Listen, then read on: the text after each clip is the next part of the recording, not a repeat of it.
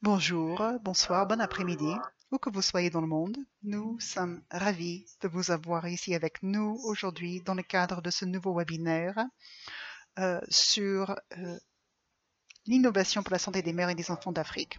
Nous allons parler avec quelques-uns de nos chercheurs distingués du sujet de l'intégration de l'équité au sein des projets pour la santé maternelle et infantile avec des expériences tirées des projets de l'ISMEA. Maintenant, je passe la parole à Marie qui va présenter quelques consignes administratives pour optimiser le déroulement de ce webinaire. Marie? Merci Montasser, bienvenue à tout le monde. Je vais présenter quelques consignes pour que vous puissiez avoir une meilleure expérience lors de ce webinaire.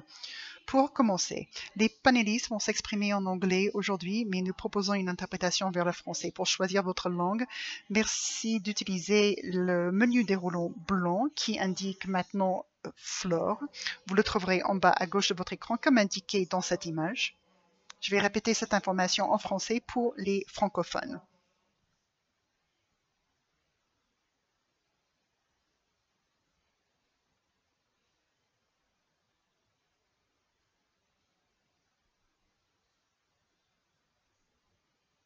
Si vous avez des problèmes concernant vos réglages de son, vous pouvez les configurer en passant par la 5e bulle en bas au milieu de l'écran.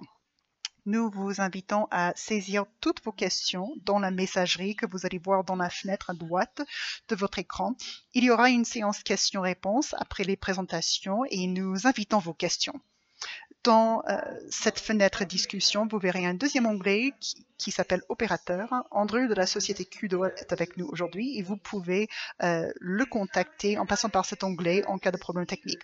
On vous conseille vivement de choisir comme mode d'affichage Speaker et d'épingler la vidéo Kudo Monitor comme on vous montre à l'image ici. Vous aurez ainsi une meilleure image de la présentation aujourd'hui. En dernier lieu, merci de noter que ce webinaire est enregistré. Il va y avoir une séance questions-réponses à la fin de la séance. Donc, vous allez pouvoir obtenir réponse à toutes vos questions. Si vous cliquez sur le bouton Messagerie, vous allez voir un onglet qui s'appelle Opérateur et Andrew de Kudo est là pour répondre à vos questions techniques. Nous vous encourageons à choisir le mode d'affichage présentation ou orateur, comme je montre ici dans l'image sur mon écran. Comme ça, vous allez mieux voir la présentation. Vous pouvez également passer en mode plein écran. Notez également que nous sommes en train d'enregistrer ce webinaire. Andrew, je vous passe la parole. C'est mon plaisir aujourd'hui de vous souhaiter la bienvenue aujourd'hui à cet atelier de renforcement de compétences équité dans la recherche en santé. Je m'appelle Montasser Kamal et je suis chef du programme des partenariats de recherche en santé au Centre de recherche pour le développement international du Canada. Nous avons une liste d'orateurs distingués aujourd'hui. Tous font partie de l'initiative Innovation en santé maternelle et infantile en Afrique qu'on appelle l'ISMEA. C'est une initiative qui existe depuis 8 ans, financée par le CRDI, les Instituts de recherche en santé du Canada et Affaires mondiales Canada. L'ISMEA est unique dès sa conception parce que chacun des 28 projets de recherche de mise en œuvre dans les 11 pays, dans le cadre de ce partenariat, ont un chercheur principal africain avec un co-chercheur principal canadien ainsi qu'un décideur qui joue également le rôle de co-chercheur principal et c'est un décideur dans le pays concerné par la recherche. Le monde entier maintenant fait l'expérience de la vie avec COVID-19 et des initiatives telles que l'ISMEA ont de nombreux enseignements à partager afin de partager leurs réponses et leur riposte à la maladie COVID-19. Par exemple, cette course pour trouver un vaccin contre la COVID a montré l'importance de la collaboration qui existe depuis de nombreuses années. Nos équipes de recherche de l'ISMEA travaillent ensemble depuis de nombreuses années maintenant et sont bien placées pour partager les leçons tirées de ces collaborations. La COVID-19 a également montré les conséquences sur la santé des populations, de l'ignorance et de la mauvaise compréhension de la relation entre la santé et les inégalités sociales. L'ISMEA a quelques expériences à partager à ce sujet et nous espérons que ce sera quelque chose d'intéressant pour notre public aujourd'hui. Aujourd'hui, il y a 3 chercheurs éminents qui représentent 3 équipes de recherche de l'ISMEA et je dis les noms, de manière aléatoire, sans ordre particulier. Commençons par, madame la docteure Fatouma Manzi, qui est un chercheur de premier plan, spécialiste dans les systèmes de santé, l'analyse politique, la rentabilité et l'amélioration de la qualité des programmes de santé. Elle a plus de 20 ans d'expérience de recherche dans le domaine de la santé des mères, des enfants et des adolescents, ainsi que la santé des nouveau-nés et des enfants. Elle a participé à de nombreux groupes consultatifs au niveau national en Tanzanie. Elle a collaboré dans le cadre de groupes de travail technique au ministère de la Santé. Elle a travaillé dans les groupes d'amélioration de la qualité euh, des services assurés par les agents de santé. Le Dr Manzi est chercheur principal des projets ISMEA en Tanzanie. Le docteur Ronald Labonté est titulaire d'une chaire de recherche distinguée en mondialisation et équité en matière de santé. Il est également professeur à l'école de santé publique et d'épidémiologie en université et professeur au Collège des sciences de la santé à l'Université Flinders en Australie. Ses recherches ont porté par exemple sur l'impact de la migration des travailleurs de la santé, sur l'équité en matière de santé. Il a travaillé sur la diplomatie mondiale en matière de santé. Il a travaillé sur la lutte contre le tabagisme, entre autres. Il joue un rôle actif au sein du mouvement pour la santé des peuples. Il a mené de nombreuses consultations auprès d'agences des Nations Unies et de gouvernements et d'autres organisations de la société civile. Le docteur Labonté est le co-chercheur principal canadien pour un projet en Éthiopie. Et puis, Madame Yagana Gidado est la directrice retraitée des soins infirmiers pour l'État de Boshi au Nigeria.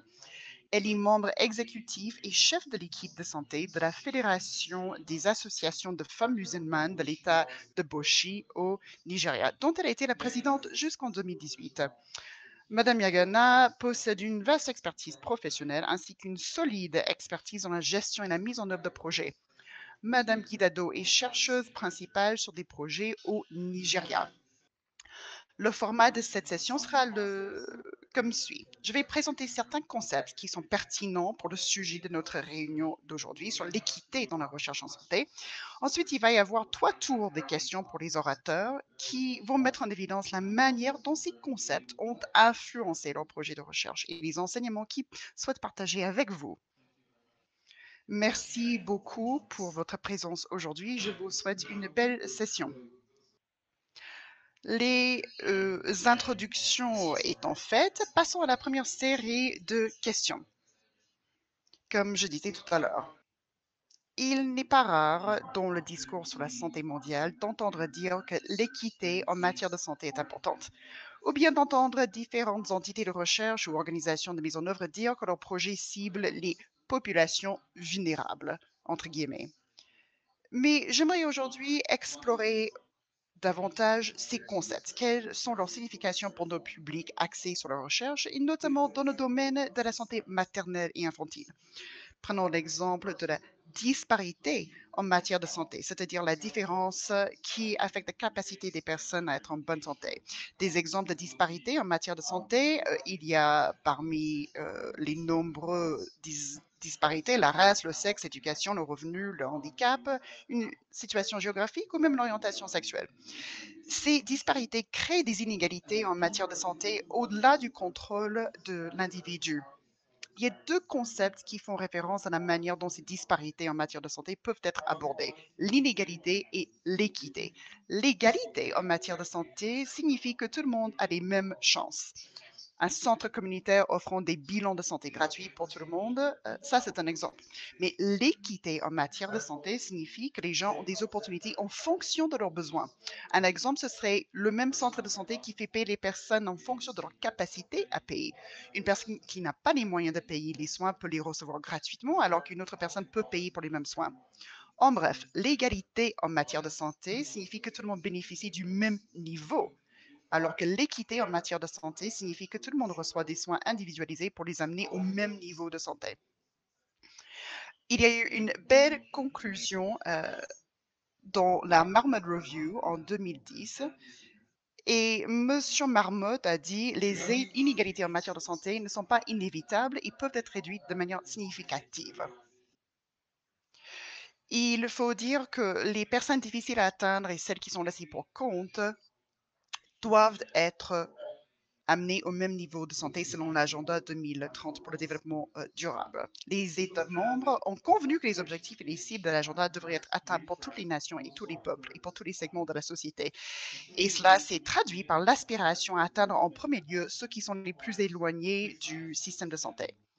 Pour que ces engagements se traduisent en actions efficaces, il faut comprendre précisément qui sont ces populations les plus éloignées. Cependant, les données approfondies nécessaires pour s'occuper de tous ces groupes vulnérables, notamment les enfants, les jeunes, les personnes handicapées, les personnes vivant avec le VIH, les peuples indigènes, les réfugiés, comme le précise l'agenda 230, sont rares. Les données sont rares. Peu d'indicateurs actuels sont en mesure de faire la lumière sur les situations particulières de ces populations. Et pourtant, il est clair que les avantages du développement ne sont pas équitablement partagés. Par exemple, dans toutes les régions en développement, les femmes les plus pauvres sont les moins susceptibles de bénéficier d'une assistance qualifiée lors de leur accouchement. En Asie du Sud et en Afrique subsaharienne, moins de 30% des naissances chez les femmes des 20% de ménages les plus pauvres sont assistées par un personnel de santé qualifié, par rapport à 80% des naissances parmi les 20% des ménages les plus riches. Au niveau mondial, en 2015, les naissances dans les 20% des ménages les plus riches avaient plus de 2 fois plus de chances d'être assistées par du personnel de santé qualifié que celles dans les 20% des ménages les plus pauvres. C'est en guise d'introduction que je vous ai présenté ces concepts, mais maintenant, je voudrais que nous puissions entendre parler nos intervenants. Donc, voici ma première question. Vos projets ont abordé de manière explicite l'équité et la vulnérabilité. Pourriez-vous décrire brièvement, en moins de 5 minutes, l'objet de votre projet et la manière dont vous mettez ces concepts en pratique dans vos projets? Nous allons commencer par notre première oratrice. Merci beaucoup pour ces explications. Notre projet, c'est une collaboration entre la Fédération des associations de femmes musulmanes et le département de santé de l'État de Bauchi et l'Université McGill au Canada. La visée de ce projet est de déployer des méthodes d'amélioration de la santé maternelle et infantile en fonction du réalité sur le terrain et en incluant les époux dans la prise de décision. Nous avons mené une étude contrôlée, randomisée, en grappe. Nous avons cherché d'abord à inscrire toutes les femmes enceintes. Nous avons cherché à discuter avec les femmes enceintes et leurs époux de tout ce qui entourait la grossesse et l'accouchement. Nous avons voulu identifier ces femmes enceintes et leurs époux et leur rendre visite tous les 2 mois. C'est-à-dire, on voulait les suivre pendant toute la grossesse, tous les 2 mois. Et nous avons également visité ces femmes après l'accouchement et 1 an après l'accouchement, lorsque l'enfant avait 1 an. Donc, nous voulions organiser, structurer ces visites pour réduire les difficultés subies par les femmes enceintes. Nous avons pu atteindre 36 000 foyers et environ 26 000 femmes enceintes et 2 170 enfants âgés de 0 à 18 mois. Nous avons montré une amélioration au niveau de la santé maternelle et infantile. Nous avons également fait évoluer les attitudes et mentalités des hommes autour de la grossesse et de l'accouchement. Pour ce qui est des populations difficiles à atteindre, nous avons des personnes qui ont du mal à accéder aux centres de soins pour bénéficier de soins prénataux. Nous avons passé par les agents de vulgarisation de services de santé. Notre projet a cherché précisément à toucher chaque foyer, les femmes, les hommes et les enfants dans la cible. Nous avons travaillé de manière très étroitement avec l'autorité locale pour recenser les foyers. Nous avons trouvé également qu'il était plus facile de travailler avec les agents dans les différents villages. Nous avons utilisé des téléphones mobiles pour enregistrer les coordonnées de chacun en prenant les coordonnées GPS pour pouvoir trouver jusqu'à la dernière maison. Et ça, c'était une manière pour nous d'identifier chaque maison, chaque foyer et de discuter avec les femmes et leurs époux concernant la grossesse et l'accouchement. Mais il y a eu quelques défis quand même. Un défi, c'était qu'il y a eu ces visiteurs qui n'étaient pas en mesure d'arriver jusqu'au niveau de centre de santé. Within the community. Il y a également des gens qui sont nommés afin qu'ils soient là pour pouvoir nous aider. Puis, comme vous l'avez dit, l'inéquité, les inégalités existent, mais il faut des efforts particuliers pour gérer l'équité. Ces efforts spéciaux ont été déployés pour assurer l'équité afin que les gens qui travaillent, surtout les jeunes hommes et les femmes dans la communauté, et en même temps, on utilise les GPS afin de n'oublier personne, les données GPS afin que tous les ménages soient visités sans aucune distinction. Ils ont également respecté les normes de la communauté. Ils sont donc appréciés. Nous avons également visité les conjoints car c'est un point très important en matière d'équité, surtout en ce qui concerne la parité entre hommes et femmes. Puis, nous avons eu des discussions en groupe particulier. Nous avons vérifié que tous les ménages avaient été touchés, que personne n'avait été oublié. Voici comment nous avons pu gérer la question des personnes vulnérables et de l'équité. Merci beaucoup. Merci beaucoup pour ces exemples très clairs. Nous passons maintenant à notre orateur suivant pour avoir son expérience et son point de vue. Merci. Eh bien, notre projet concernait l'amélioration de la santé en Tanzanie du Sud. Nous avons essayé de renforcer l'assistance pour les enfants. Il s'agissait d'utiliser un outil électronique pour recueillir des informations pertinentes. Pendant la mise en œuvre, nous avons travaillé avec les parties prenantes pour mettre l'accent sur la collecte de données, sur le point même de collecte des données. Bien sûr, par essence, les gens envoient les données au niveau du district, mais dans le cadre du projet, il s'agissait d'utiliser les données pour informer la prestation de services. Nous avons donc élaboré des mesures concernant les soins maternels et infantiles qui peuvent être collectés de manière routinière. Nous avons analysé les cas dans lesquels les données ne sont pas recueillies ou analysées sur le point de collecte au niveau du district. Nous avons essayé d'aborder ce concept d'équité et d'égalité en nous concentrant d'abord sur les populations éloignées au niveau sud, près des frontières du sud du pays. Nous nous sommes également intéressés aux groupes vulnérables, des femmes au moment de l'accouchement. Nous avons également ensuite ciblé la population des nouveau-nés, nés de ces mères. Voilà les 2 points sur lesquels nous nous sommes concentrés. Très bien, merci beaucoup pour votre réponse.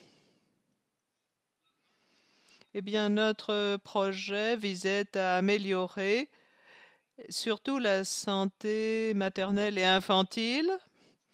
Nous nous sommes efforcés de travailler avec nos partenaires en Éthiopie Avec l'université Fujima, nous avons essayé de voir quels étaient les principaux obstacles lorsqu'il s'agit pour les femmes de se faire aider au moment de l'accouchement. Bien sûr, il y a la question de l'accès géographique. Elles sont trop loin et quand elles commencent à ressentir les contractions, elles ont du mal physiquement à se déplacer jusqu'au centre, jusqu'au dispensaire, surtout vu l'état des routes, vu l'état des communications, des infrastructures de communication. Eh bien, nous sommes posé la question de savoir qu'est-ce qu'on peut faire pour régler ce problème. Nous avons regardé 2 interventions dans le cadre d'un essai. 2 interventions. Premièrement, essayer d'améliorer la portée des informations en essayant de nous concentrer sur les dirigeants religieux. Par exemple, nous avons essayé de faire mieux comprendre, d'avoir plus de sensibilisation concernant la grossesse, les visites prénatales, la nécessité d'accoucher à l'hôpital. Donc ça, c'est la composante vulgarisation, stimuler la demande. Puis nous avons regardé aussi l'offre. Un facteur clé ici consiste à regarder les salles d'attente, ce qu'on appelle les salles d'attente maternelles, qui font partie de l'élément structurel dans les programmes en Éthiopie concernant les femmes. Chaque centre de soins primaires, le centre de santé est censé avoir une salle pour les femmes enceintes. Les femmes qui sont trop loin peuvent se rendre à cet endroit pour attendre l'accouchement. Elles n'ont pas besoin tout à coup d'attendre d'avoir les contractions pour y aller. Et cela facilite les choses. C'est la raison pour laquelle nous avons essayé d'améliorer ces salles, car elles étaient en mauvaise forme. Il n'y avait pas vraiment tout ce qu'il fallait dans ces salles pour accueillir les femmes enceintes. Nous avons lancé une étude et nous nous sommes rendus compte que ces femmes avaient même n'avaient pas la possibilité d'y avoir. Il n'y avait pas d'eau courante, d'électricité, pas de repas, pas de café. Aucune n'avait les caractéristiques essentielles que ce genre de salle est censé avoir. Donc on a essayé d'améliorer ces 2 aspects pour surmonter ces obstacles en particulier. Quand on pense aux populations vulnérables, c'est bien sûr, on n'aime pas parler vulnérabilité. Ce sont des gens peut-être vulnérables car on a l'impression de dire quelque chose de négatif à leur sujet. On parle de conditions de vulnérabilité. Qu'est-ce qui crée la vulnérabilité chez telle et telle personne? Il y a un élément essentiel, c'est l'accès géographique, la barrière géographique. Des villes qui sont plus loin des villages, plus loin du centre de santé, ont plus de mal à accéder à ces salles maternelles à temps. Et quand on parle d'équité, nous sommes posé la question de savoir, bien sûr, l'équité concerne la distribution des ressources aussi. On s'est rendu compte que dans un cas en particulier, dans la région de Kibale, les gens se plaignent qu'un centre de santé relevant d'une autre région n'était pas le centre où les gens devaient aller, mais c'était un centre très proche de chez eux, mais ils ne pouvaient pas y aller. Elles étaient censées aller beaucoup plus loin dans un autre centre. Et ça, ils ont trouvé que c'était injuste. C'était un facteur d'inéquité. Donc voilà comment on peut parler d'équité, notamment. Nous avons commencé par faire beaucoup de questionnaires au sein de la communauté, beaucoup de groupes, petits groupes de travail. Nous avons essayé de poser des questions aux membres de ces groupes et nous nous sommes posé la question de savoir que pensez-vous du coût de la santé? Qu'est-ce qui, pour vous, correspond à la santé? Qu'est-ce qui, pour vous, est juste ou injuste au sein de la collectivité? Et nous nous sommes rendus compte qu'il y avait des choses intéressantes. Au niveau communautaire, on s'est rendu compte qu'il y avait une très bonne compréhension de la notion d'équité. Il y a une très forte solidarité. Les gens insistent sur le partage, la mutualisation, la mutualité. Les gens mettent en commun leurs ressources en fonction de ce dont ils ont besoin. Et nous avons également constaté que quand on a essayé de parler de cela à un niveau plus élevé, cette compréhension de l'équité et de l'égalité, on s'est rendu compte qu'au niveau ministériel, on met beaucoup d'accent sur l'égalité. Ils regardent surtout la question de la différence, les différents districts, les centres de santé, est-ce qu'il y a assez de postes de santé? Donc, tout le monde essaie de faire quelque chose qui soit identique quand on élabore un programme qui soit le même partout. Et ça, j'ai trouvé que c'était un petit peu différent sur le terrain. Si on regarde les travailleurs de santé, si on regarde les gens qui travaillent dans le domaine de la santé, eh bien, il y a des gens qui essaient vraiment de rediriger un certain nombre de leurs ressources. Ils essaient de réduire les coûts, ils essaient de réallouer les fonds. Donc, c'est une forme bureaucratique de réallocation des ressources. Ils aimeraient vraiment avoir de meilleures pratiques dans ce domaine pour vraiment favoriser l'équité, discuter de la manière dont on peut travailler au niveau local avec des ressources plus justes pour surmonter les obstacles auxquels sont confrontées les femmes et les familles quand il s'agit d'avoir un enfant de manière très sûre. On s'est rendu compte qu'il y avait même des travailleurs sanitaires qui donnent une partie de leur salaire à ces familles dans le besoin pour les aider, ou alors ils payent même pour d'autres ressources. En ce sens, on a vraiment un sens très profond de l'équité comme étant une action, la nécessité d'agir. Et nous avons constaté cela dans le cadre de nos ateliers que nous avons organisés pour former les différentes parties prenantes, pour les préparer à diffuser le message au sein de la communauté. Nous avons beaucoup basé cela sur ce qu'on appelle l'apprentissage expérientiel. Merci beaucoup, Ron. C'est un exemple très intéressant, très clair, une explication très claire de ce que cela peut donner sur le terrain. Merci pour cette première série de questions. Ça me paraît très intéressant. J'espère que les auditeurs vont pouvoir poser des questions tout à l'heure lors de la session de questions-réponses. Nous passons maintenant à la deuxième série de questions pour parler de tout ce qui a trait aux déterminants sociaux de la santé qui sont des éléments très importants quand on parle d'équité. L'influence des facteurs sociaux sur la santé des populations a fait l'objet d'études et de recherches depuis plusieurs décennies. Pourtant, nous avons encore un grand nombre d'inéquités en matière de santé et de gens qui restent exclus. Beaucoup disent que c'est parce qu'on ne porte pas assez d'attention sur l'interaction entre les facteurs sociaux et comment ces facteurs influencent la santé des groupes.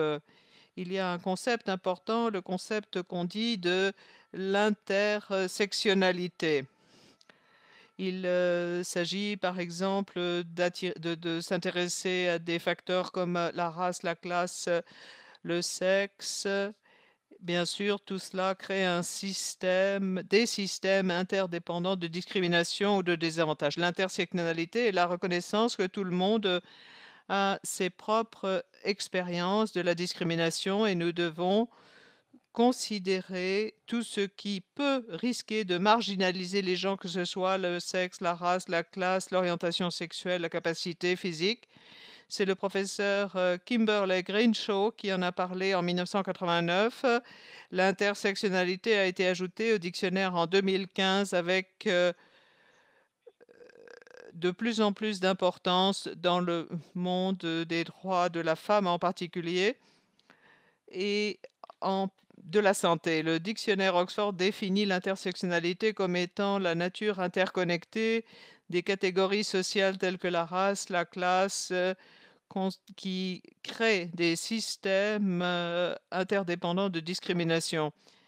Elle est liée à un autre concept plus ancien, les déterminants sociaux de la santé, qui sont les conditions dans lesquelles les personnes sont nées, grandissent, vivent, travaillent et vieillissent, d'après l'Organisation mondiale de la santé, notamment la position socio-économique, les conditions de vie, les risques professionnels, les risques en matière de santé, ainsi qu'un accès limité aux soins médicaux. Tout cela contribue à des disparités en matière de santé pour certains individus et groupes. En fait, les déterminants sociaux de la santé sont les facteurs non médicaux qui influencent la santé. Ce sont les conditions dans lesquelles les gens grandissent et vieillissent. Ces forces et ces systèmes incluent notamment les politiques économiques, le développement, les normes sociales et les systèmes politiques. Of health have an important influence on health inequality. Les déterminants sociaux de la santé ont une influence importante sur les inégalités en matière de santé. Les différences injustes et inévitables dans l'état de santé observées au sein des pays entre eux. Quel que soit le niveau de revenu, la santé et la maladie suivent un gradient social dans tous les pays. Plus la position socio-économique est basse, plus la santé est mauvaise. La liste des exemples de déterminants sociaux de la santé qui peuvent influencer l'équité en matière de santé de manière positive ou négative comprend le revenu et la protection sociale, le niveau d'instruction, le chômage, l'insécurité des emplois, l'insécurité alimentaire, le développement de la petite enfance, l'inclusion sociale et la non-discrimination, les conflits structurels, l'accès à des services de santé abordables et de qualité, etc. De nombreuses études suggèrent que les déterminants sociaux de la santé représentent entre 30 et 55% des résultats en matière de santé. En outre, les estimations montrent que la contribution des secteurs autres que celui de la santé aux résultats de la santé d'une population dépasse la contribution du secteur de la santé lui-même. C'est-à-dire que tout ce qui n'est pas secteur de santé contribue plus à l'état de la santé globale que le secteur de santé. Ces délibérations sont toujours en cours sur la base de preuves de plus en plus nombreuses. Mais d'autres preuves sont encore nécessaires et sont en train d'être publiées afin de mieux comprendre la nature interactionnelle et intersectionnelle de la santé. Mais nous avons un exemple récent et frappant. Nous le vivons. Nous avons vu de la manière la plus frappante dans le cas de la COVID, de nombreux déterminants sociaux de la santé, notamment la pauvreté et l'environnement physique ou la race ou l'origine ethnique, ont un effet considérable sur les résultats de santé directement liés à la COVID. Aux États-Unis, par exemple, à Chicago, rien qu'à Chicago, plus de 60% des cas de COVID et près de 70% des décès dus à cette maladie se produisent de manière disproportionnée au sein de la population afro-américaine qui ne représente que 30% de la population totale de la ville de Chicago. À l'avenir, à mesure que les leçons de la COVID seront prises en compte, les déterminants sociaux de la santé devront être inclus dans les priorités de recherche sur la pandémie, notamment en ce qui concerne la santé maternelle et infantile, ainsi que la santé reproductive. Alors pourquoi est-ce important? Quel est le rapport avec la santé maternelle et infantile? Si on se passe de cette optique intersectionnelle, nos efforts pour lutter contre les inégalités en matière de santé pour les femmes risquent de ne faire que perpétuer les systèmes d'inégalité. Le travail en faveur de la santé et des droits sexuels et reproductifs des femmes doit être intersectoriel.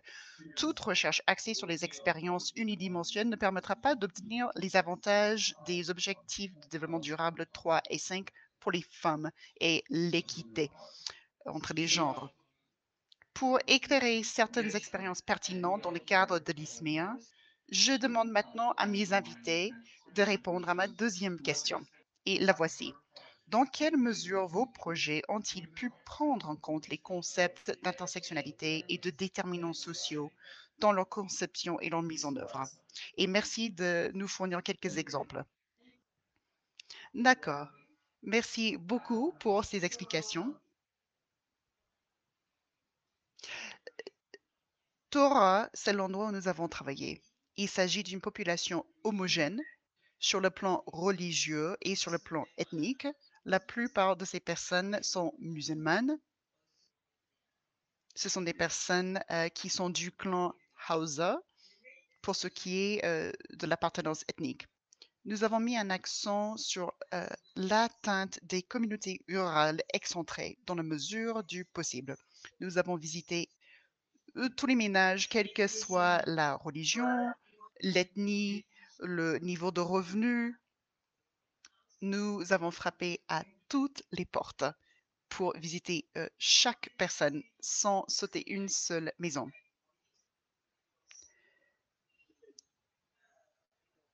Dans cette communauté, nous avions recruté les personnes assurant les visites. Donc, les personnes qui menaient les visites ressemblaient à la population visitée.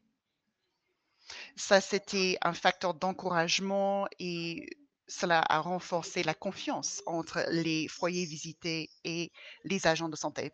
Nous avons renouvelé les visites tous les 2 mois pendant une période de 3 à 4 ans, ce qui a permis de renforcer une vraie relation dans la durée avec ces personnes, entre les foyers visités et les agents de santé.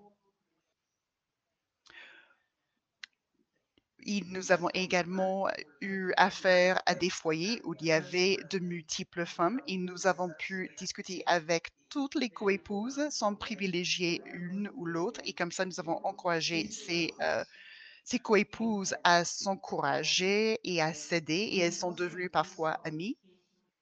Nous avons amélioré la communication entre l'épouse et l'époux concernant l'accouchement, ce qui a eu davantage d'effets bénéfiques, notamment sur la santé des femmes. Qu'en est-il des déterminants sociaux de santé au niveau de cette communauté? Nous voulions regarder les facteurs de risque au sein de chaque famille, au niveau de chaque ménage, parce que nous voulions aider les personnes concernées à identifier leurs propres risques. Donc, nous avons vu les facteurs de risque extrêmes qui pourraient avoir un impact négatif sur la femme maternelle et l'infantile. Et le facteur risque numéro 1, c'était le manque d'accès à un centre de santé. Mais grâce à une amélioration des connaissances et de savoir, nous avons vu de beaux résultats au niveau de la santé maternelle et infantile. Et j'insiste sur l'importance d'avoir pu nous entretenir avec les conjoints. Nous avons pu diminuer le niveau de violence commise à l'égard des femmes. Nous avons partagé des informations sur l'immunisation des enfants, les vaccins, la gestion de la santé pour les enfants en bas âge. Nos communautés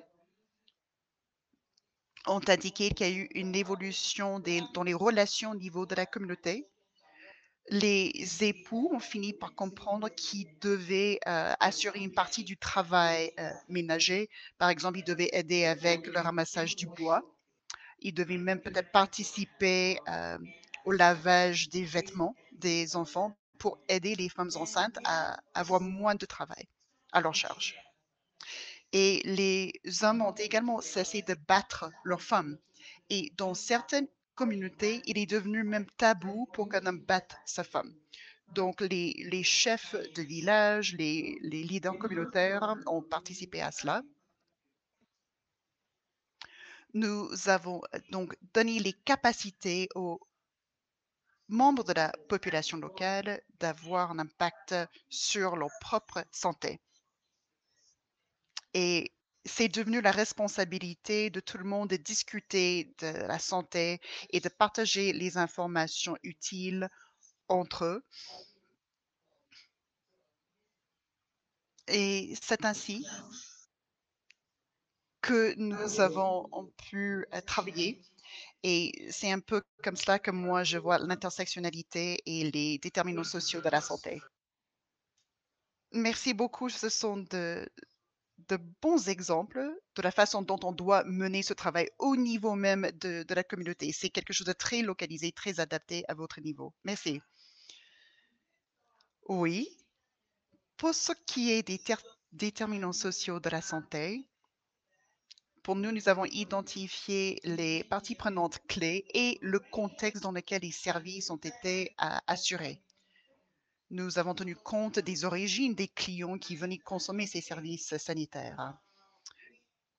Comme je disais, nous avons travaillé avec des clients, des bénéficiaires de services venant d'endroits très excentrés, très difficiles d'accès. Il y a eu également des familles en milieu urbain, donc des personnes vivant en milieu rural et urbain. Nous avons également tenu compte des personnes mettant en œuvre le programme qui devaient prendre des décisions importantes. Donc, il y a eu des décideurs et des metteurs en œuvre au niveau du district. Il s'agit de prestataires de soins et de chefs officiels ou officieux de communauté. Nous avons consulté tous ces différents groupes et cela nous a permis de répondre aux besoins des différents membres de cette société. Les parties prenantes clés avaient des rôles différents à jouer. Au niveau de la communauté, ils connaissent les riverains, ils connaissent leurs problèmes. Donc, ils ont pu fournir un appui technique. Ils ont pu nous aider à mieux cadrer les stratégies de mise en œuvre. Et au niveau des communautés, nous avons créé un groupe de champions. Et ces champions, c'était les défenseurs sur la ligne de front qui ont identifié les défis critiques que les femmes relevaient en matière d'accès aux soins maternels, prénatal et post-natal. Nous avons trouvé des méthodes différentes. Si une femme venait et elle n'avait pas bien préparé son accouchement, nous avons pu identifier par exemple le problème de crues répétées au niveau d'une rivière. Vous savez, parfois ces femmes viennent les mains vides et parfois elles n'ont pas accès aux provisions de base dont elles ont besoin. Et si c'était le cas, s'il y avait des femmes qui n'étaient pas bien outillées, les leaders au niveau local ont identifié ces personnes. Ceux qui mettaient en œuvre le programme ont participé à ce travail de détection de personnes dans le besoin. Il y a eu également une sorte de filtrage pour identifier les personnes qui étaient dans le plus grand besoin.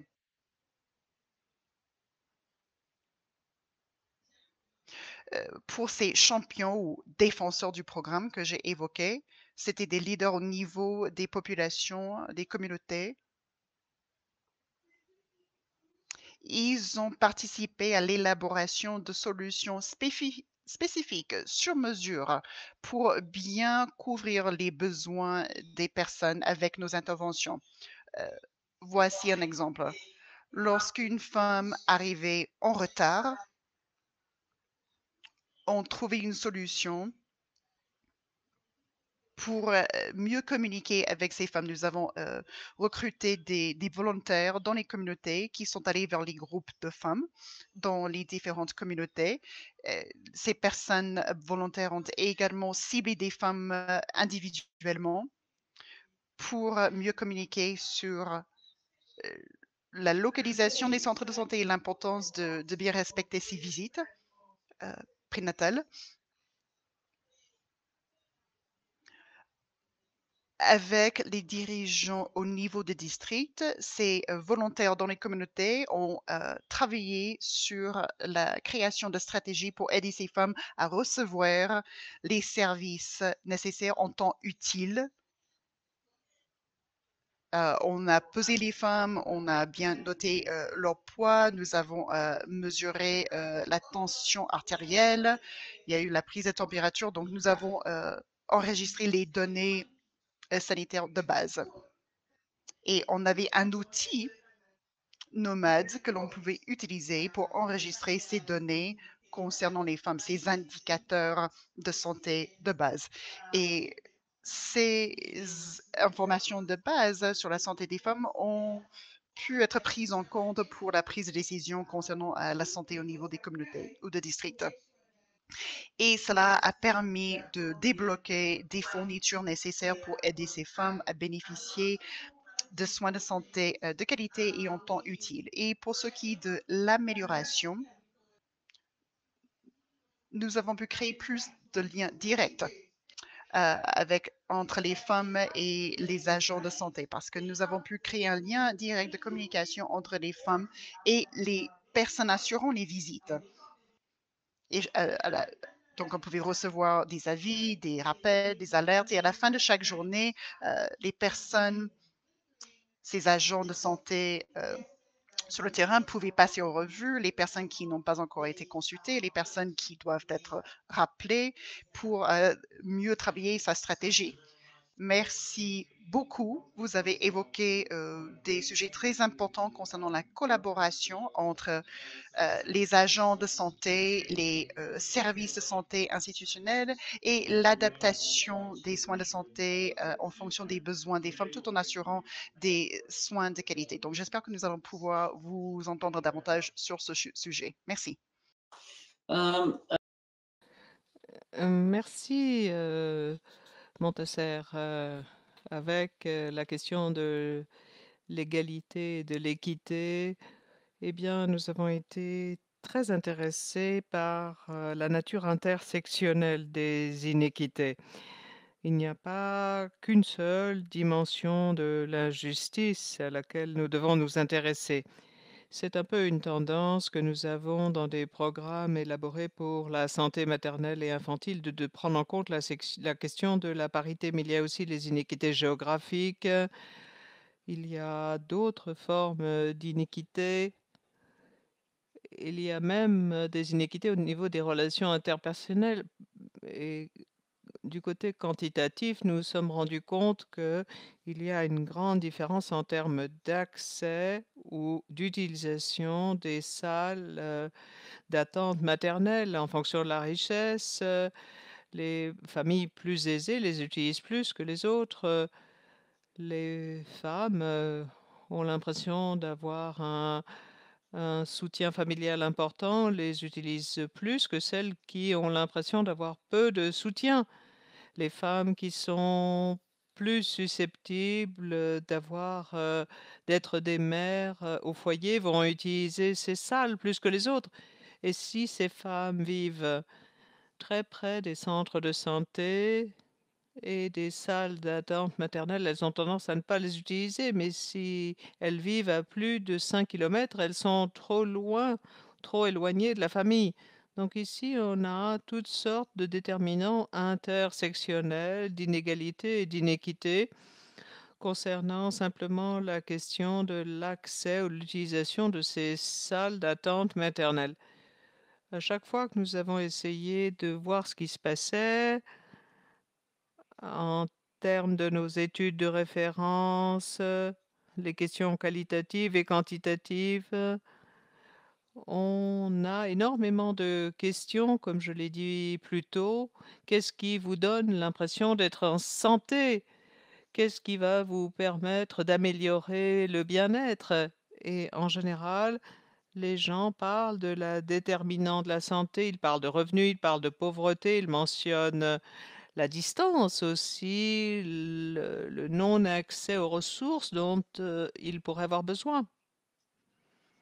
Lorsque nous avons mis cela sous forme de tableau, on a aussi beaucoup parlé avec les groupes,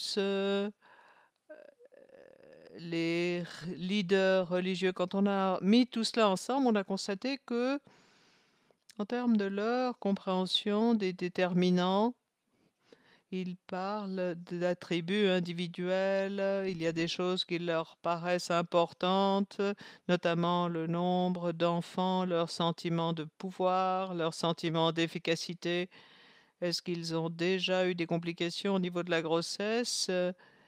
Et en fait, il y a la question de la décision. Est-ce que les femmes ont le sentiment de pouvoir négocier avec leurs partenaires? Est-ce qu'elles ont accès à des ressources qui vont leur permettre de passer du temps dans les salles maternelles si elles en ont besoin? Quel est le soutien communautaire dont elles peuvent bénéficier? Et il y a également les déterminants intermédiaires de la santé, car nous savons déjà qu'il y a un certain nombre de femmes qui se sont plaintes en disant qu'elles n'étaient pas traitées très bien dans certains centres de santé en raison du fait que parfois elles sont en retard, elles ne sont pas bien traitées. Bien sûr, il y a la question de l'accès géographique et la qualité des services. C'est un point sur lequel nous avons essayé d'insister, améliorer toutes les infrastructures physiques dans les salles d'attente maternelle. Autre discussion concernant un autre point, les questions de gouvernance. Est-ce que les installations sont entretenues? Comment est-ce qu'elles sont financées? Est-ce qu'elles sont financées de manière transparente? Très souvent, on a des levées de fonds de la part des communautés locales. Qu'en est-il des campagnes qui ont eu lieu? Et à un niveau d'infrastructure, il y a la question des normes, des convictions en matière de santé. Il y a une chose qui nous a paru un peu étrange, des interviews qualitatives. Tous les groupes que nous avons faits, il faut savoir qu'il y a énormément de volatilité politique en Éthiopie. Beaucoup de questions concernant les différences ethniques, les conflits, les confrontations, et aucune mention de tout cela n'a été faite. Bien sûr, nous l'avons constaté nous-mêmes sur le terrain. Pour des raisons évidentes de protection et de sécurité, le problème n'a pas été cité. Merci beaucoup, Ron. Ça, c'est une contribution très utile et j'espère que nous pourrons y revenir un peu plus tard. Maintenant, nous passons à la troisième série de questions. Pour terminer cette conversation, comment est-ce que, en parlant d'équité, on peut influencer la manière dont vous avez pu présenter vos recherches? Comment est-ce que cela a été utilisé en pratique? Très bien. Le projet comporte plusieurs aspects liés à l'équité. Première question que nous sommes posées: dans quelle mesure est-ce qu'on peut avoir des visites universelles à domicile? Est-ce que c'est possible d'avoir des visites à domicile universelles? Nous avons pu démontrer que un programme de visite universelle à domicile est possible. Nous pouvons le faire même à la dernière minute.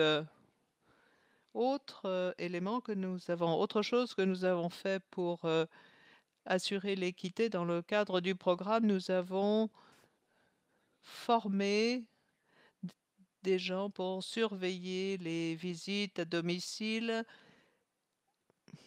Ils se sont occupés de toutes ces visites et ils ont pu les mener à bien.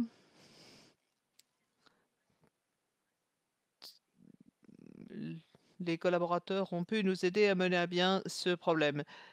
Ils nous ont également aidés à soutenir le programme de visite universelle à domicile dans toutes les zones concernées au fur et à mesure, bien sûr, que les financements sont devenus disponibles. Autre question que nous avons posée, qui comporte des aspects liés à l'équité, l'impact de ces visites à domicile universelles. Quel est l'impact que nous avons pu obtenir?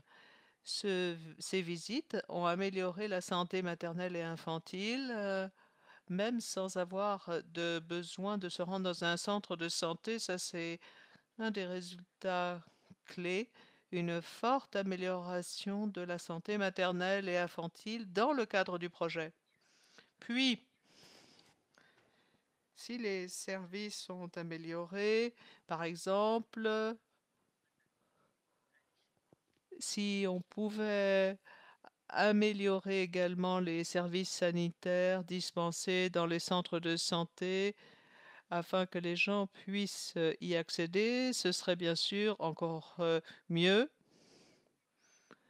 Il y a aussi la question de l'inclusion des hommes, des conjoints, les maris, les époux des femmes enceintes. Ceci a joué un rôle très important sur l'attitude des hommes. Ils ont vraiment aidé leurs épouses.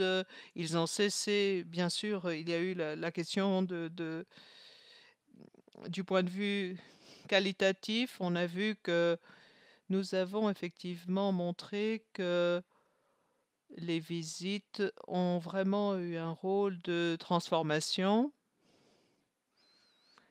Parfois, certaines interventions ont un rôle sur la domination, mais dans le cas présent, nous avons même réussi à améliorer l'équité entre hommes et femmes. Voilà le genre de choses que nous avons effectuées grâce à ce projet.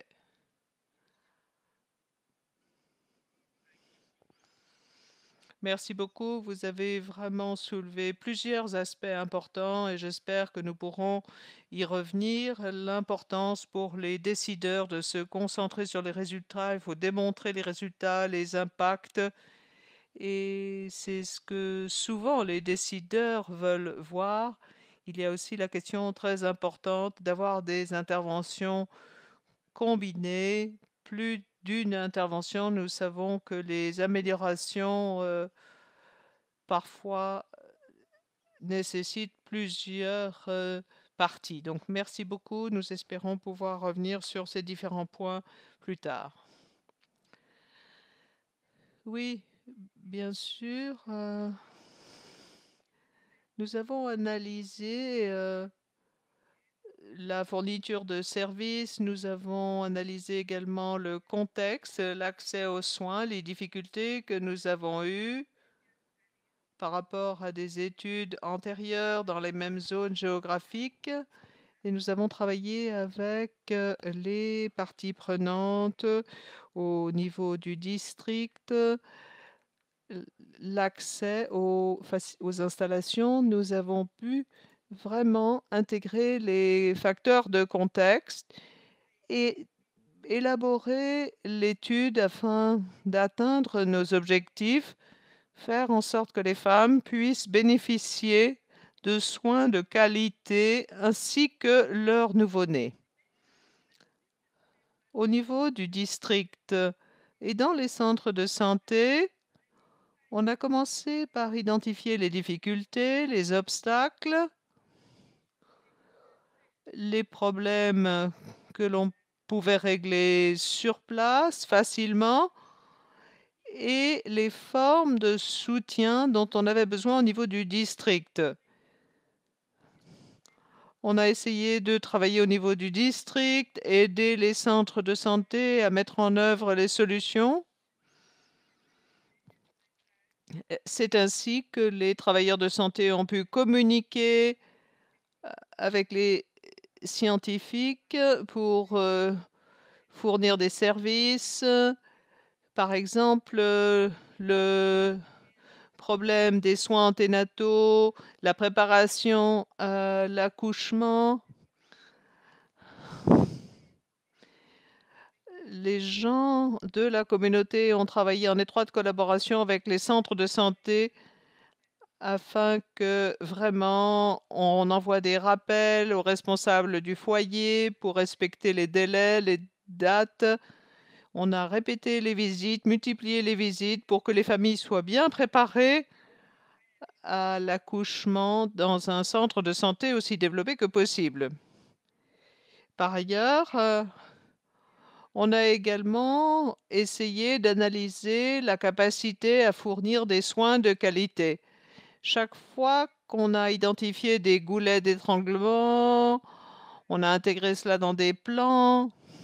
On a essayé de communiquer dans les temps au niveau du district pour veiller à ce que les fournitures soient reçues, les équipements reçus, afin que le service soit effectivement assuré. Donc, je dirais que le leadership au niveau du district est quelque chose de très important. Grâce à des améliorations de qualité, les travailleurs sanitaires ont vraiment joué un rôle très actif et dynamique pour les équipements et les fournitures deviennent disponibles. Ils se sont encouragés mutuellement afin de fournir les bons services aux femmes. Il y a bien sûr des femmes très jeunes, dans certains cas, des adolescentes qui ont des besoins particuliers, ou alors des femmes qui ont eu plus de 4 ou 5 enfants. Ce sont des femmes qui doivent également se préparer à l'accouchement comme les autres. Nous avons essayé vraiment d'apporter ces améliorations au niveau du district et au niveau des centres de santé. Nous avons essayé de créer également ce qu'on appelle des champions au niveau communautaire afin d'améliorer la prestation de services et d'avoir les meilleurs résultats possibles. Specific question asking alongside the research, but C'est donc le genre de questions que nous avons posées et nous voulions surtout préparer notre équipe à répondre à ces besoins, dans leur plan de mise en œuvre, dans leur communication, dans le feedback et aussi au niveau de la communication émise à l'égard des dirigeants. Merci beaucoup. Votre réponse est extrêmement riche et je suis sûre que tous nos auditeurs vont trouver cela d'un grand intérêt et d'une grande utilité. Nous allons revenir à tout cela lorsqu'on passera au volet questions-réponses. Merci, Montasser, parce que vos questions ont été des plus simples, n'est-ce pas?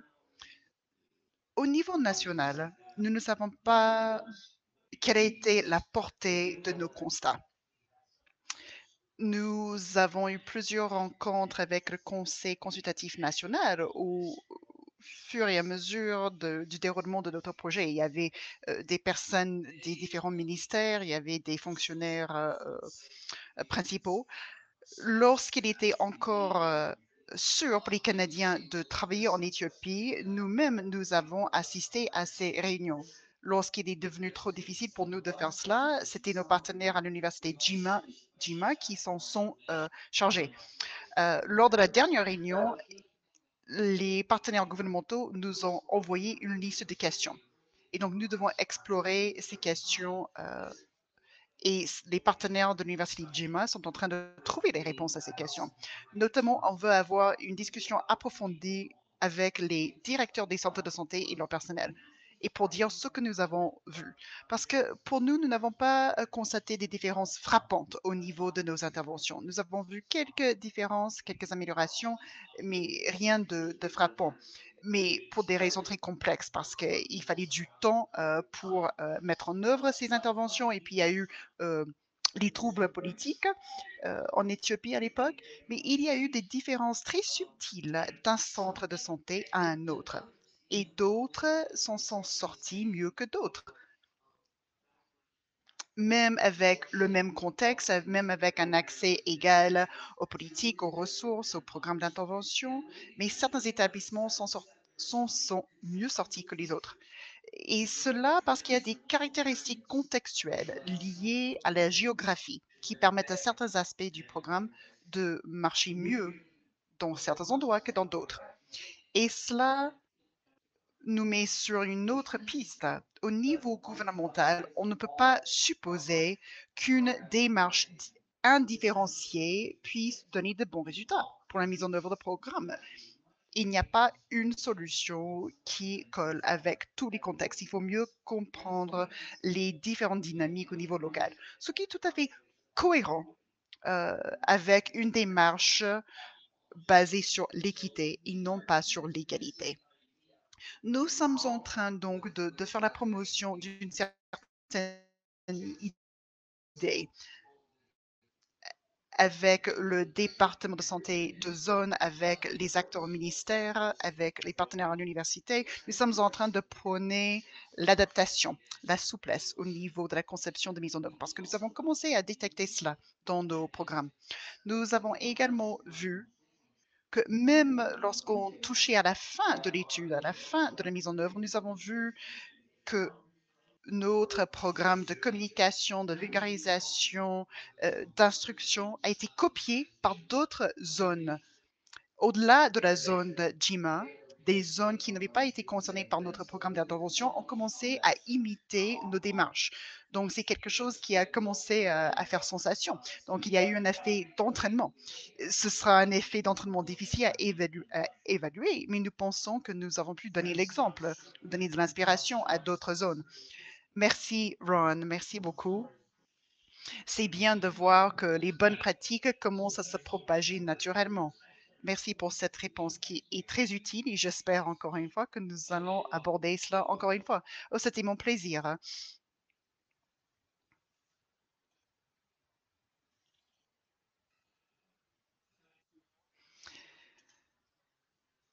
Merci tout le monde, merci à nos intervenants. Merci d'avoir soulevé ces enseignements utiles.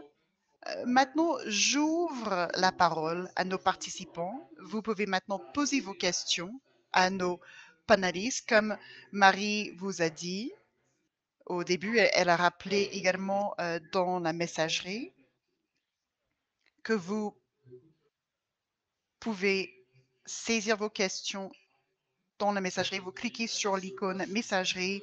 Vous pouvez saisir vos questions en anglais ou bien en français.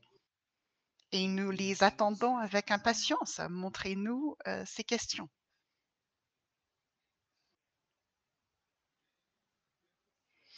Pour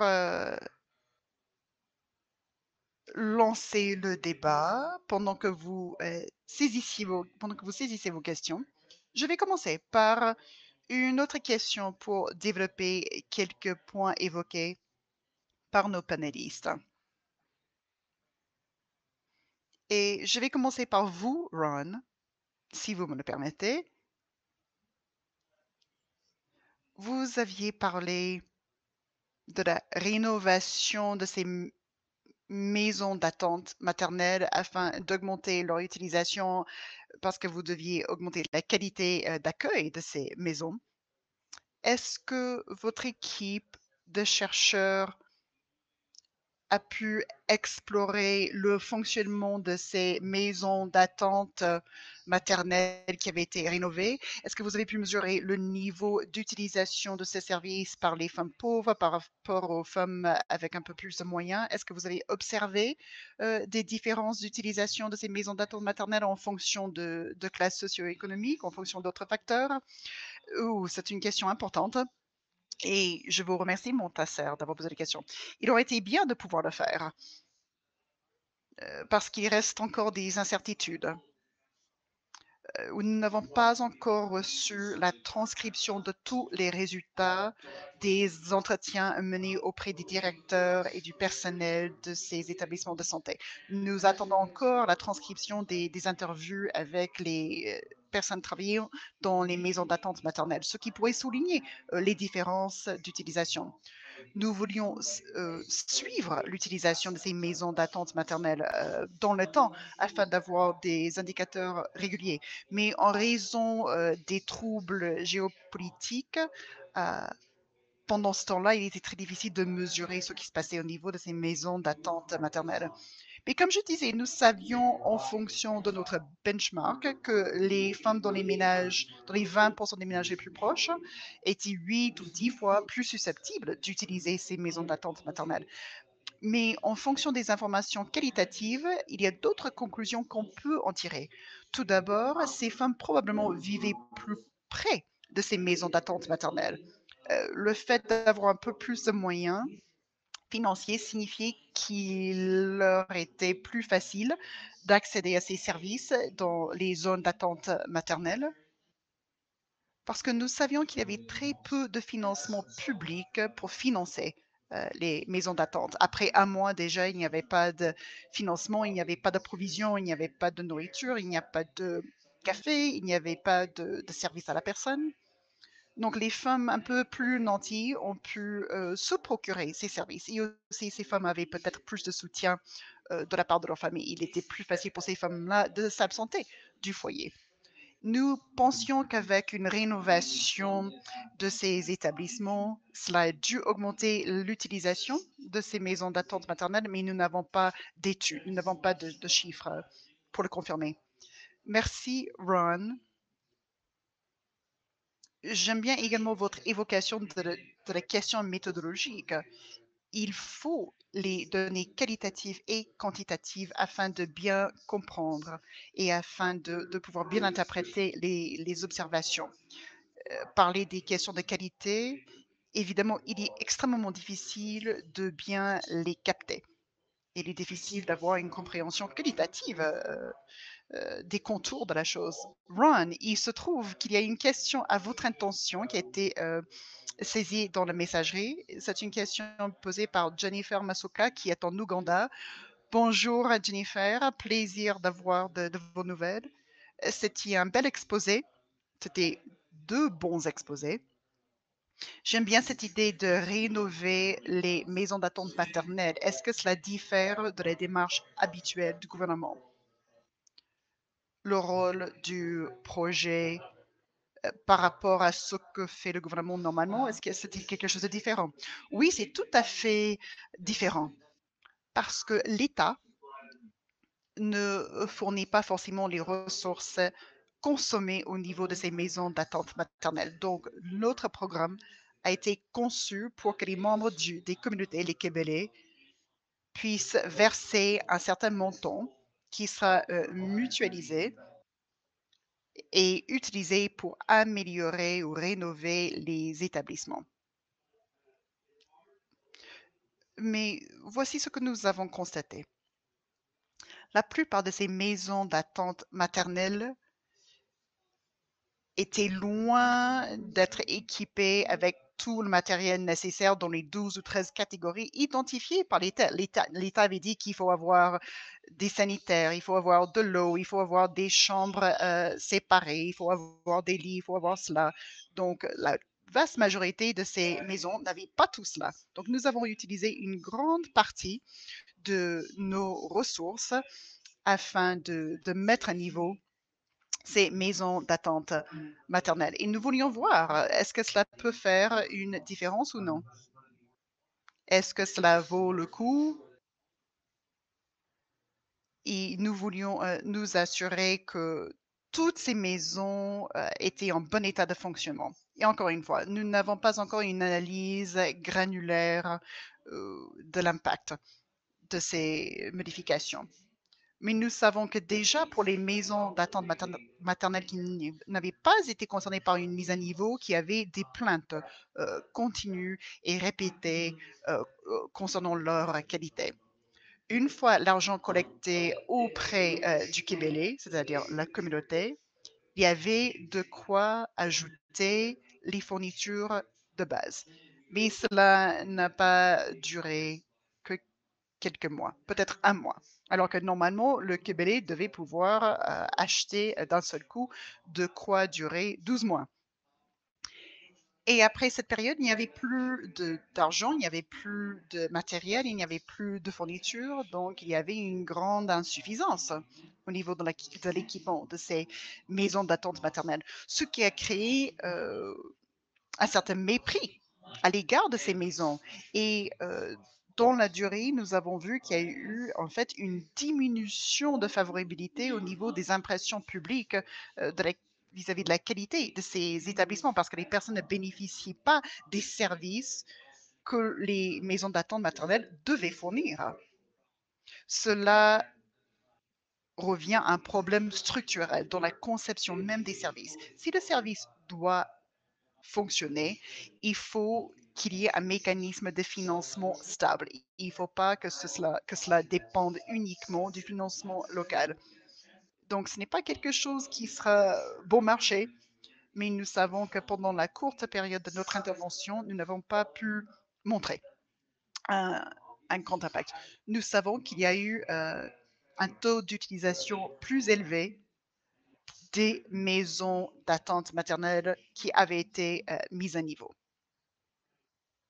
Super, et merci beaucoup, Ron. Il y a une question posée par Sonica. La question concerne Ron. mais je pense également que ce serait bien d'avoir l'avis des autres panélistes aussi. Donc, je vais vous demander d'être bref pour que nous puissions écouter tout le monde. Et voici la question. Sonisha dit, c'est une question pour tout le monde, pour les autres chercheurs ici présents et pour les intervenants, pour ceux qui soutiennent la recherche dans le domaine de la santé maternelle et infantile. Pour ce qui est de la première intervention, vous avez dit dans le premier tour des questions qu'il y a eu des questions de demande et d'offres pour l'instruction et la communication. On suppose que les femmes manquent de proactivité et manquent d'instruction. Moi, je vous demande, est-ce qu'il est juste et pertinent de faire une telle supposition? Parce que nous sommes souvent coupables d'une telle supposition. En fonction de votre expérience et en fonction de ce qui a été documenté, est-ce que c'est vrai? Je sais que le contexte est crucial dans ce contexte, mais je vais demander à Ron de commencer, mais puis je vais laisser les autres panélistes répondre aussi. Est-ce que c'est vraiment une table rase? Est-ce que ces femmes manquent tout savoir dans le domaine? Est-ce que ces femmes manquent complètement d'accès? Améliorer l'accès? Dans quelle mesure est-ce que cela doit être basé sur l'autonomie? Est-ce qu'il faut encourager les femmes à être indépendantes? Est-ce qu'on ne peut pas renforcer les savoirs que détiennent déjà ces femmes? On va commencer par Ron et puis Dr. Manzi. Yeah, well, I think the knowledge was fairly, it was pretty good at baseline. En fait, pendant l'étude que nous avons eue, on a augmenté les activités d'éducation, on a augmenté le nombre d'institutions dans les soins postnataux. Je ne sais pas si c'est vraiment une question de connaissance. Je sais ceci et il faut me dire quelles sont les faits. Ça pourrait être plutôt lié à une augmentation du soutien, des discussions, encouragement des dirigeants religieux, soutien des époux et des conjoints. Et je crois que là, les interventions en matière d'éducation consistent à mettre en place une meilleure compréhension pour vraiment pouvoir utiliser ces connaissances. Merci beaucoup, Ron. Marie, est-ce que vous vouliez dire quelque chose, prendre la parole? Oui, merci, Montasser. Juste pour rappeler à nos orateurs de ne pas hésiter à demander la parole en cliquant sur Request to Speak. Il faut le faire pour prendre la parole. Fatouma, vous pouvez répondre à cette question en allumant votre vidéo et votre micro, votre caméra. Fatouma? Je vois votre icône. Pouvez-vous répondre?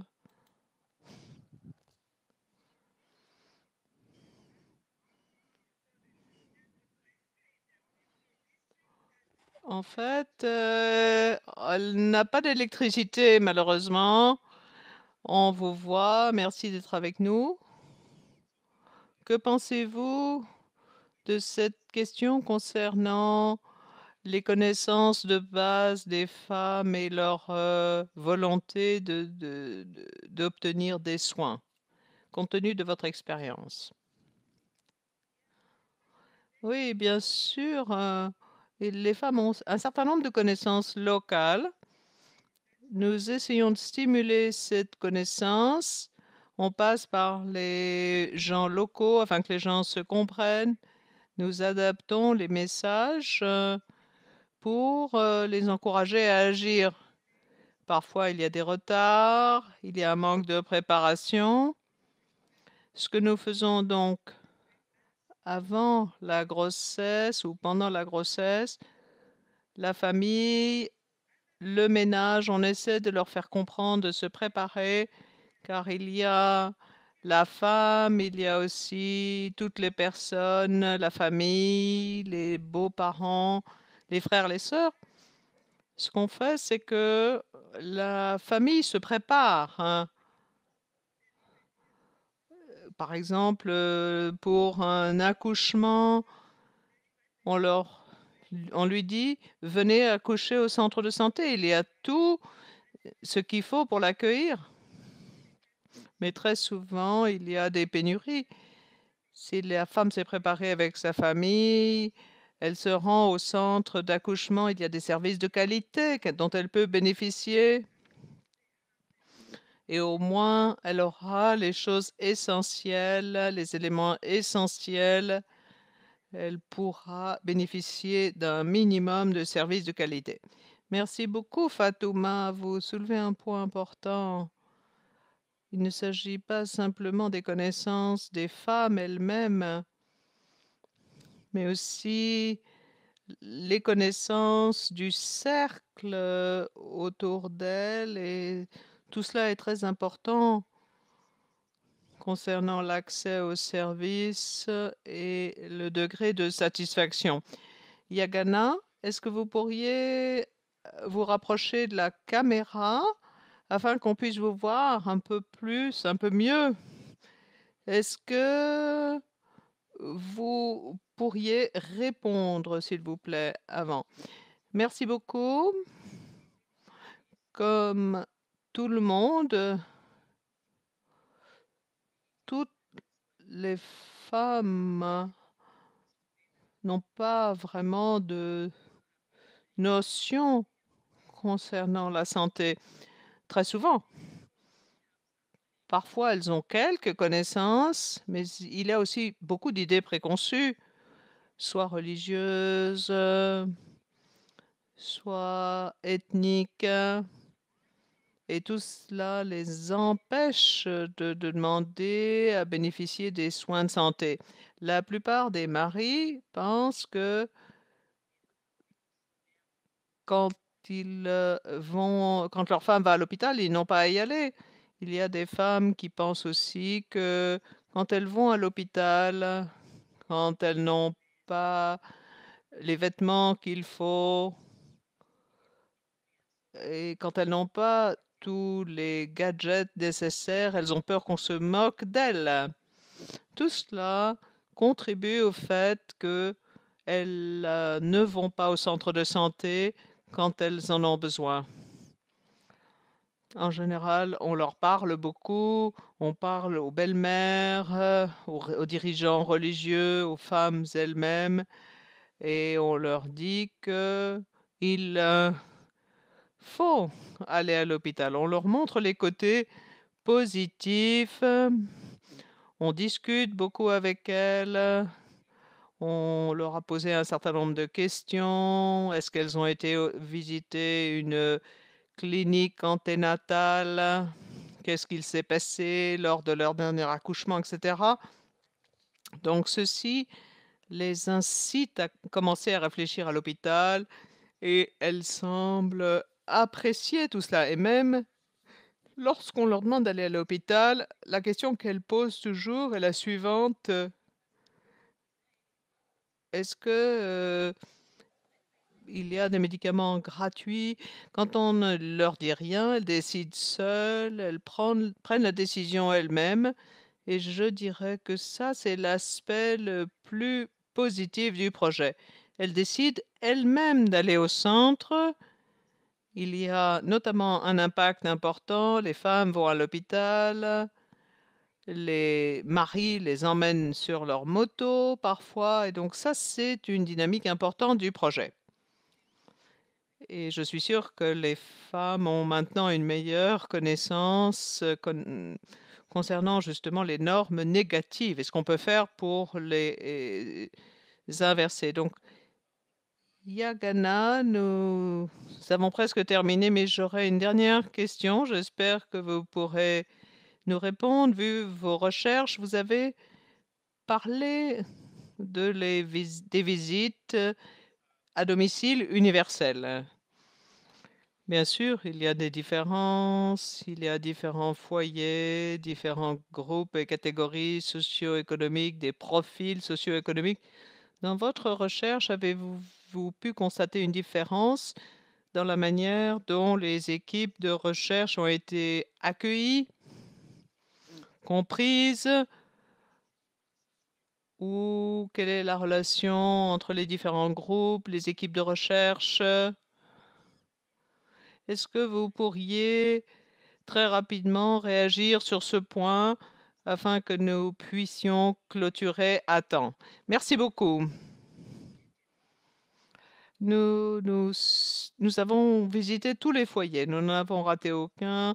Et effectivement, il y a des foyers qui sont riches, d'autres qui sont pauvres, mais dans tous les cas,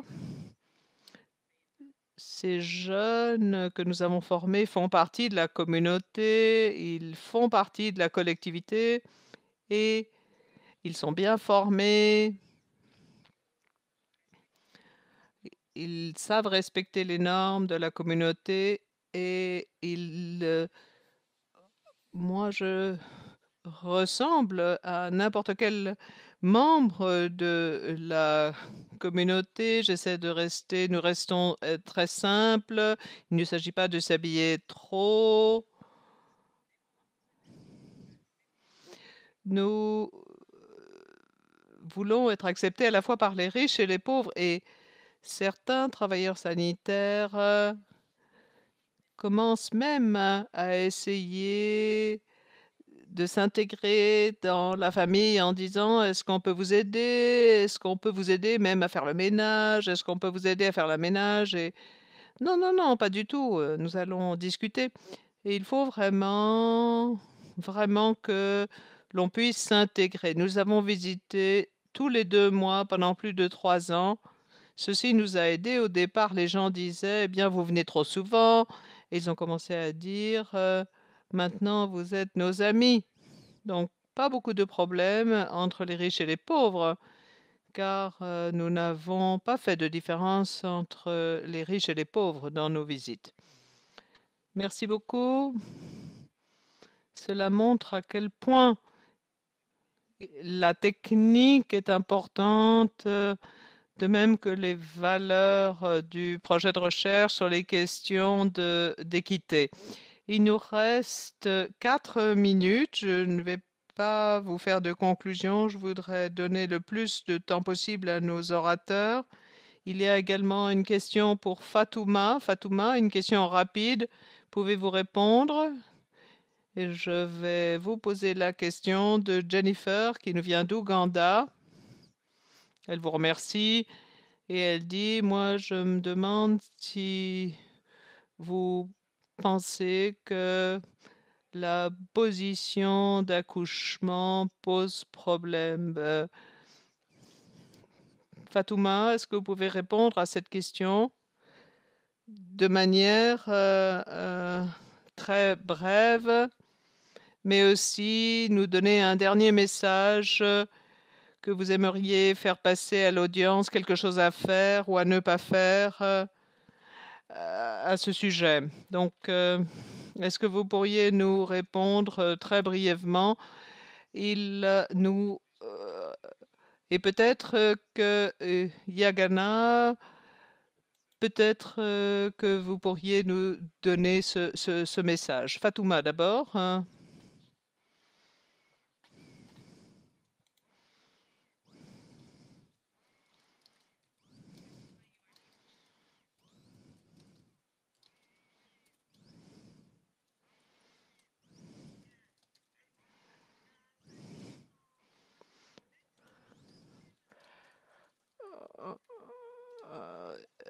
En fait, avec les connaissances, les gens changent. Nous sommes en train de changer le système dans son ensemble. Il y a pas mal de services qui s'améliorent. Les gens voient les changements. Les gens changent de perspective. Et les services de santé s'améliorent. Concernant ce que nous avons à faire, c'est qu'il faut encourager d'avoir des services disponibles pour tout le monde. Il faut pouvoir atteindre les personnes qui ont des besoins spéciaux. Nous avons préparé, fait en sorte que tous ces services au niveau du district, afin que les travailleurs sanitaires puissent être motivés, faire en sorte que les services soient disponibles et faire en sorte que l'on traite vraiment les gens en fonction de leurs besoins. Il faut que les gens soient préparés et faire en sorte également que les travailleurs sanitaires, les professionnels de santé fournissent les bons services au bon moment dans le cadre d'intervention afin de ne pas passer à côté de certains services pour vraiment faire en sorte que les services soient les meilleurs possibles. Ça, c'est un élément très important. Yagana, quel est votre message clé? My key message is that Voici le message clé pour moi. Une couverture universelle nous mettra sur le chemin vers plus d'équité en matière de santé. Et pour avoir cette couverture universelle chez nous, il faut avoir les coordonnées GPS parce que vous n'allez pas pouvoir assurer une couverture universelle sans un suivi dans le temps. Il faut bien étudier le problème des personnes concernées. Il faut inclure les parties prenantes et les décideurs étatiques dès le début pour qu'ils adhèrent au programme et pour qu'ils fassent partie intégrale du programme. Aussi, les époux sont les décideurs dans les ménages. Il faut intégrer les hommes au projet.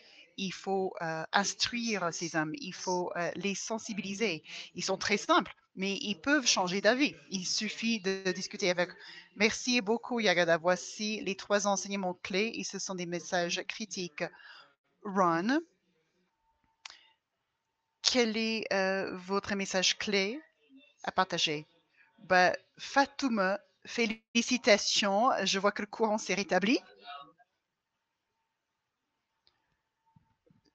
Donc, lorsqu'on pense à l'équité, nous savons combien c'est différent de l'égalité. Donc, ce sont des choses différentes en fonction du niveau de besoin, mais il faut aller au-delà du genre. Il ne faut pas seulement voir le genre comme déterminant. Nous avons vu que le revenu, la géographie, les relations communautaires, le soutien social en Éthiopie. Nous avons vu récemment des problèmes liés aux différences ethniques parce qu'il y a eu des conflits interethniques. Tout cela devient facteur. Moi, si je devais émettre une injonction, je vous dis, au niveau d'un programme, ne supposez pas que vous pouvez trouver une solution universelle qui soit la panacée, qui marche pour toutes les régions, toutes les populations. Il ne faut pas croire que ce qui marche à certains niveaux de programme, ça ne va pas marcher à tous les niveaux de programme pour ce qui est de la réduction de la mortalité maternelle, en raison des différences très subtiles parfois que nous avons commencé à détecter. Merci beaucoup, Ron. Merci, Fatouma. Merci, Yagana. Vous avez bien mis l'accent sur l'importance de reconnaître les différences. Vous avez dit qu'il faut reconnaître l'homogénéité, n'est pas la règle partout. Vous nous avons donné vraiment de la matière à réfléchir. Et je vous remercie d'avoir représenté vos équipes, d'avoir représenté vos pays, d'avoir pris le temps de partager votre temps avec nous aujourd'hui. Et pour notre public, au plaisir de vous voir, de vous entendre à l'avenir pour d'autres événements ISMEA. Je souhaite bonne continuation à tout le monde, continuer à évoluer en toute sécurité et en toute santé.